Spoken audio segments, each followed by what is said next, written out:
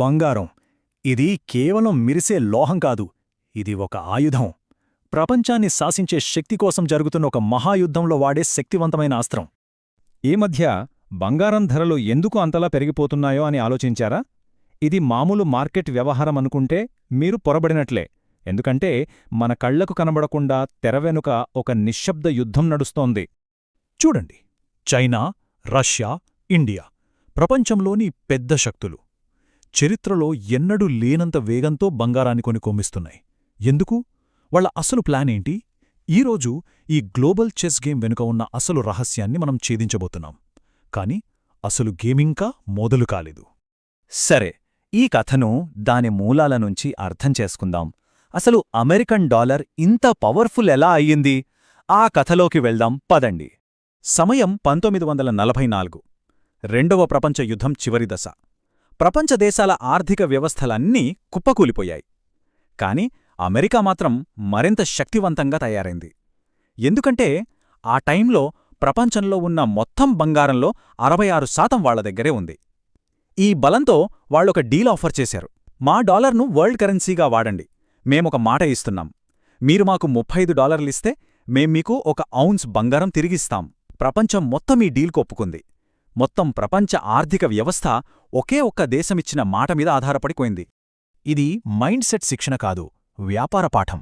గమనించండి, మీ బిజినెస్ మొత్తం ఒకే ఒక్క క్లయింట్ మీదో, ఒకే ఒక్క సప్లయర్ మీదో ఆధారపడితే ఎంత ప్రమాదమో ఆలోచించండి. అక్కడ చిన్న సమస్య వచ్చినా మీ సామ్రాజ్యం మొత్తం కూలిపోతుంది. సరిగ్గా అదే జరిగింది. కథ ఇక్కడే మలుపు తిరిగింది.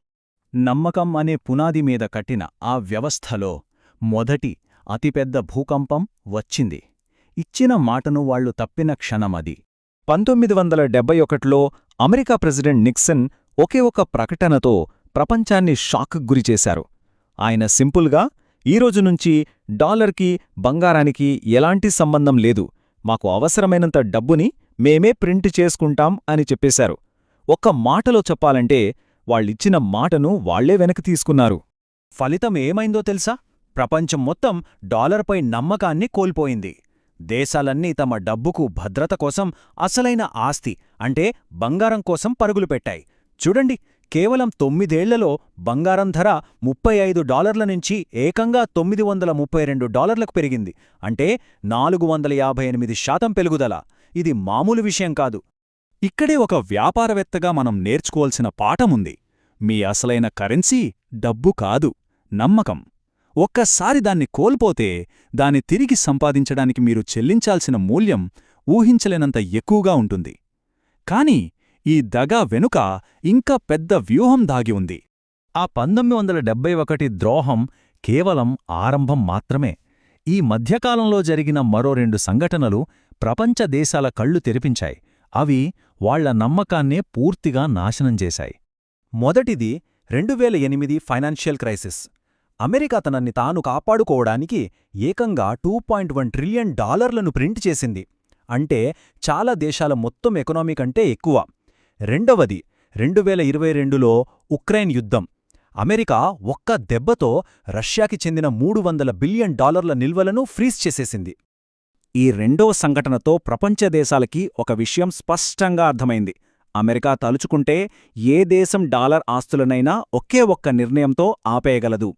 అప్పుడు అన్ని దేశాల్లో ఒక భయం మొదలైంది. మన డబ్బు మన చేతిలో, మన దేశంలో లేకపోతే అది అస్సలు సురక్షితం కాదు. గమనించండి, ఇది చాలా మందికి తెలియని పాయింట్. ఇది ఏదో మైండ్ సెట్ మార్చుకోవటం కాదు, ఇది స్వచ్ఛమైన బిజినెస్ స్ట్రాటజీ. ఏ ఆస్తి అయితే మీ పూర్తి కంట్రోల్లో ఉండదో అది నిజానికి మీ ఆస్తి కానే కాదు. ఈ ఒక్క గ్రహింపు ఒక నిశ్శబ్ద విప్లవానికి దారితీసింది. సో ఆ భయంతో, ఆ కొత్త వ్యూహంతో ప్రపంచ దేశాలు యాక్షన్లోకి దిగాయి. వాళ్ల ప్లాన్ని అమలు చేయడం మొదలుపెట్టాయి. మీరు నమ్మలేరు, 2022 నుంచి 2024 మధ్య, అంటే కేవలం 2 ఏళ్లలో ప్రపంచ సెంట్రల్ బ్యాంకులు ఏకంగా 3200 టన్నుల బంగారాన్ని కొన్నాయి. చరిత్రలో ఇంత పెద్ద గోల్డ్ షాపింగ్ ఎప్పుడూ జరగలేదు. ఈ రేస్లో ముందున్నదెవరో ఊహించండి. చైనా, రష్యా, ఇంకా మన ఇండియా. ఈ చార్ట్ చూడండి. ఈ దేశాలేం చేస్తున్నాయంటే వాళ్ల దగ్గరున్న అమెరికన్ ట్రెజరీలను, అంటే అమెరికాకిచ్చిన అప్పుపత్రాలను అమ్మేసి ఆ డబ్బుతో నిజమైన భౌతిక బంగారాన్ని కొని తమ ఖజానాల్లో నింపుకుంటున్నాయి. అయితే ఈ ఆటలో కేవలం దేశాలు మాత్రమే లేవు. మనలాంటి రీటైల్ ఇన్వెస్టర్లు కూడా ఒక పెద్ద సైన్యంలా ఈ మార్పులో భాగమయ్యారు. చాలామందికి తెలియకుండానే వాళ్ళు డిజిటల్ గోల్డ్ ద్వారా ఈ యుద్ధంలో పాల్గొంటున్నారు. ఇది ఎలా పనిచేస్తుందంటే, మన యాప్స్లో గోల్డ్ ఈటీఎఫ్లు కొన్నప్పుడు ఆ ఫండ్ కంపెనీలు మన డబ్బుకు సమానమైన ఫిజికల్ గోల్డ్ను కొనాల్సిందే. అంటే మన డిజిటల్ కొనుగోళ్లు అసలైన బంగారం డిమాండ్ను పెంచుతున్నాయి. ఒక్క ఇండియాలోనే గత 6 ఏళ్లలో ఈ గోల్డ్ ఈటీఎఫ్ మార్కెట్ 15 రెట్లు పెరిగింది. సో ఒకవైపు సెంట్రల్ బ్యాంకులు, మరోవైపు ఈ డిజిటల్ సైన్యం, ఈ రెండిటి ఫలితం ఇప్పుడు మన కళ్ల ముందుంది. సరే, ఈ గ్లోబల్ వ్యూహం యొక్క అంతిమ ఫలితమేంటి? ఈ కొత్త ఆర్థిక యుద్ధంలో స్కోర్ బోర్డ్ ఏం చెప్తోంది? ఆ డేటాను చూడ్డాం. ఈ నంబర్స్ని జాగ్రత్తగా చూడండి. గత 5 ఏళ్లలో మన సెన్సెక్స్ 118%, నిఫ్టీ 117% రిటర్న్స్ ఇచ్చాయి.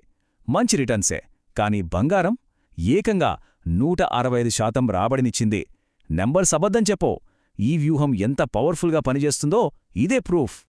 గమనించండి, ఇక్కడే నిజమైన విజయం వస్తుంది. అసలైన ఆస్తుల విలువ ఎప్పుడు తెలుస్తుందంటే మార్కెట్ కష్టాల్లో ఉన్నప్పుడు. సంక్షోభ సమయాల్లోనే అవి తమని తాము నిరూపించుకుంటాయి. 100 ఏళ్లుగా బంగారం అలాంటి అనిశ్చితిలో మనల్ని కాపాడే అంతిమ సురక్షితమైన ఆస్తిగా నిలిచింది. అయితే ఈ మొత్తం గ్లోబల్ కథ నుంచి మనం ఏం నేర్చుకోవాలి? ఈ గ్లోబల్ గేమ్ను మన పర్సనల్ ఫైనాన్స్ ఇంకా బిజినెస్ కోసం ఒక విన్నింగ్ స్ట్రాటజీగా ఎలా మార్చుకోవాలి? నియమం ఒక్కటే, చాలా సింపుల్. మీ పెట్టుబడులన్నిటినీ ఒకే బుట్టలో పెట్టకండి. మీ పోర్ట్ఫోలియోనే డైవర్సిఫై చెయ్యండి. ఫస్ట్ 6 నెలల ఖర్చులకు సరిపడా ఎమర్జెన్సీ ఫండ్ పక్కన పెట్టండి. తర్వాత మీ డబ్బును గ్రోత్ కోసం స్టాక్స్లో, స్టెబిలిటీ అంటే స్థిరత్వం కోసం బంగారంలో, ఇంకా రెగ్యులర్ ఇన్కమ్ కోసం బాండ్స్లో పెట్టండి. ఈ నలుగురిలో బంగారం మీ పోర్ట్ఫోలియోకి ఒక బలమైన స్తంభం లాంటిది. ఈ కథ మీకొక పార్ఖం మాత్రమే కాదు, మీ మైండ్ సెట్కి మార్గదర్శక శకం. అంతా డిజిటల్, అంతా మాటల మీదే నడుస్తున్న ఈ ప్రపంచంలో మీరు మీ సంపదను దేనిమీద నిర్మిస్తున్నారు? కేవలం వాగ్దానాల మీద, లేక అసలైన విలువ మీద? ఆలోచించండి. ఇలాంటి బిజినెస్ యానిమే కేస్ స్టడీస్ కోసం సబ్స్క్రైబ్ చేయండి. మీకు ఏ కంపెనీ స్టోరీ కావాలో కామెంట్ చేసి చెప్పండి. जय हो जय हो भारत माता की जय।